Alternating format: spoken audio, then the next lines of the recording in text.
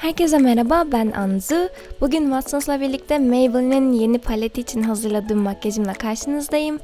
Bunu limonatalardan esinlenerek yaptım diyebilirim. O yüzden her tarafıma limon taktım. Kulağımdaki limon küpeleri nasıl yaptığımı görmek istiyorsanız videonun sonuna göz atabilirsiniz. Bunun yanı sıra ürün linklerini de aşağıda bulabilirsiniz. O zaman başlayalım.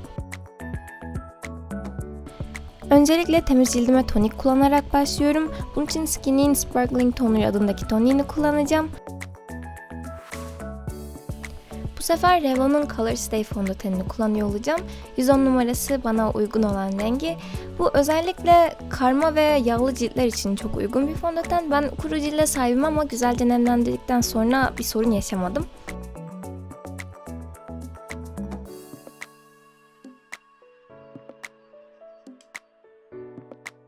Bu sefer kapatıcı kullanmak yerine kapatıcı kullanacağım yere bu fondöteni bir sünger yardımıyla ikinci kat uyguluyorum.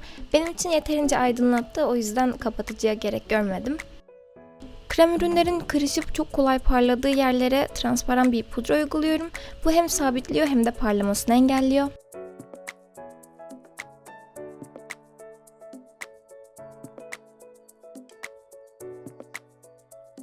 Kaşlarım için Deborah'nın 281 numaralı kaş kalemini kullanıyorum. Ucundaki fırçayla kaşlarımı düzelttikten sonra istediğim şekli çiziyorum.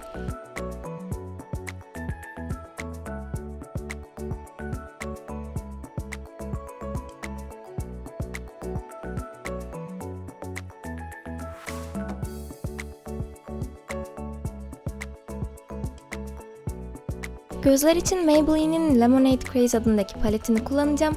Öncelikle Sunny's adındaki rengi alıyorum ve sonradan süreceğim renk için bir baz oluşturuyorum.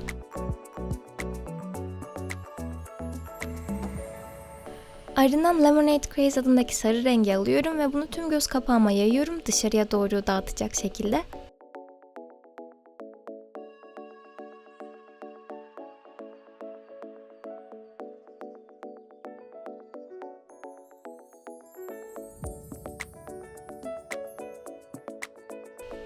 Şimdi ise Ice Pop adındaki bu pembe rengi alıyorum ve gözümün iç kısımlarına uygulayarak dışarıya dağıtıyorum.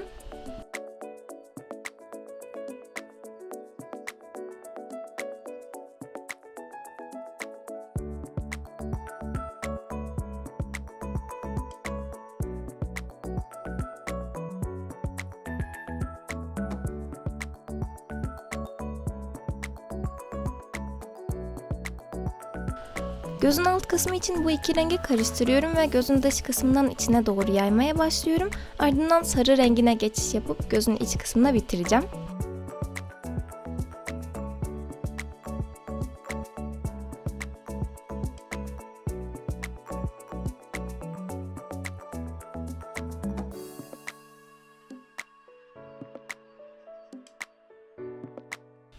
Deborah'dan siyah bir eyeliner alarak devam ediyorum. Benim için klasik olan bir eyeliner çiziyor olacağım. Bu göz kapaklarında biraz daha kalın, dışarıya doğru incelen bir eyeliner.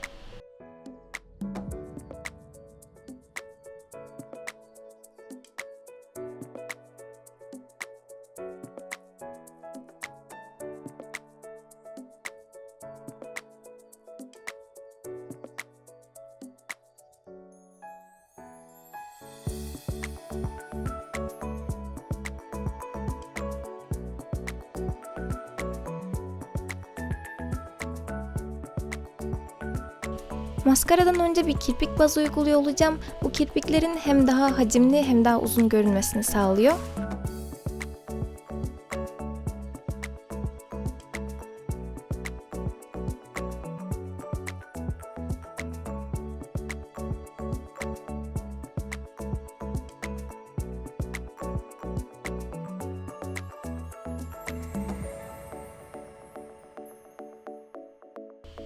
Ardından bu bazın üzerine yine aynı serinin maskarasını kullanıyorum.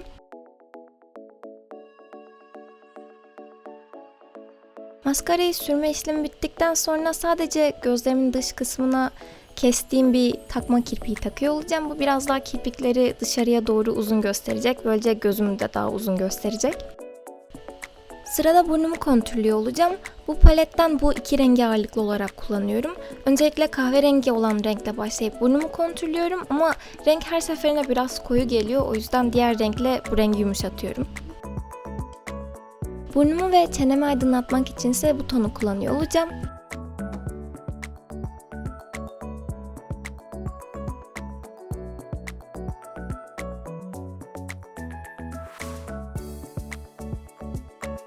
Allık olarak paletteki kullandığım pembeye geri dönüyorum ama bu hem pigmentli hem de far olduğu için yanaklarda yayması biraz zor olan bir formüle sahip. O yüzden rengi yavaş yavaş yoğunlaştırmanızı tavsiye ederim.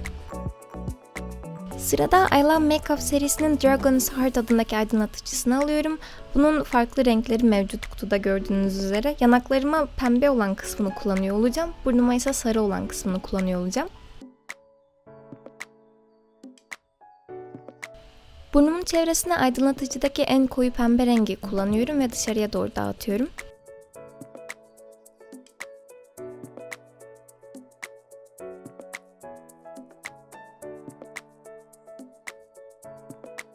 Yine en koyu pembeyi omuzlarıma uyguluyorum. Ardından üstüne ilk kullandığımız kontür paletindeki aydınlatıcıyı uyguluyorum.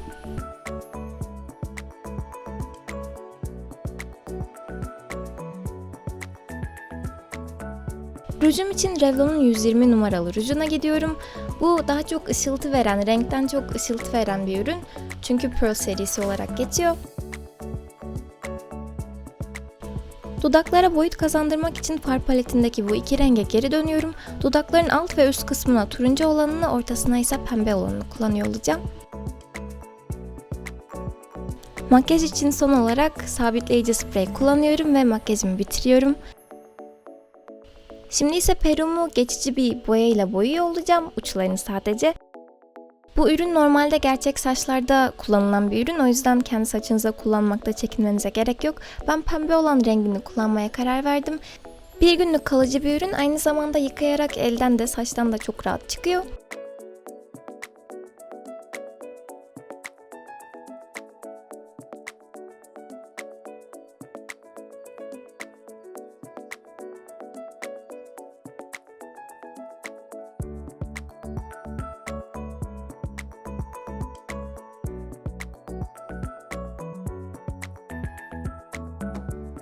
Şimdi ise kille nasıl limon küpürlerimi yaptığımı gösteriyor olacağım.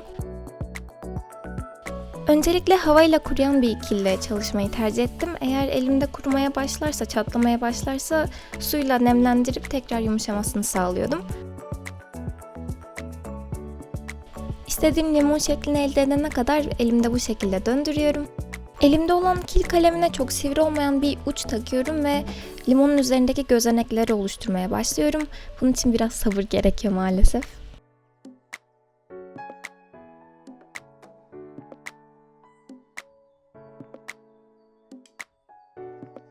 Küçük bir parça kil alıyorum ve limonun yapraklarını oluşturmaya başlıyorum. Ardından yaprakları limonun üzerine sabitliyorum ama eğer kurumaya başlamışsa suyla tekrar nemlendirip birbirlerine bağlanmalarını sağlayabilirsiniz. Ardından kalemime geri dönüyorum ve yaprağın üzerindeki detayları çizmeye başlıyorum.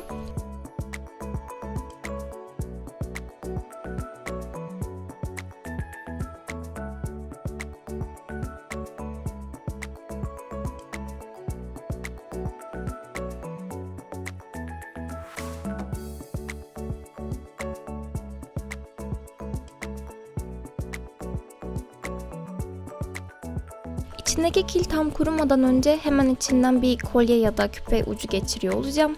Bu biraz daha uzun limondan, o yüzden bir makas yardımıyla kıvırıyorum, ardından fazlalığı kesiyorum. İki limon da kuruduktan sonra boyama işlemine başlıyorum. Ben akrilik boya kullanmayı tercih ettim ama ne kullanmak istediğiniz size kalmış.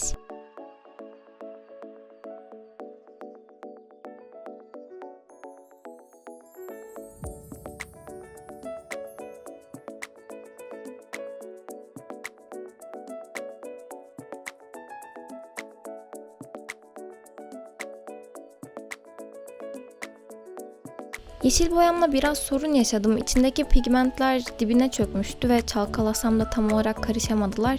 O yüzden birkaç kat geçmek durumunda kaldım.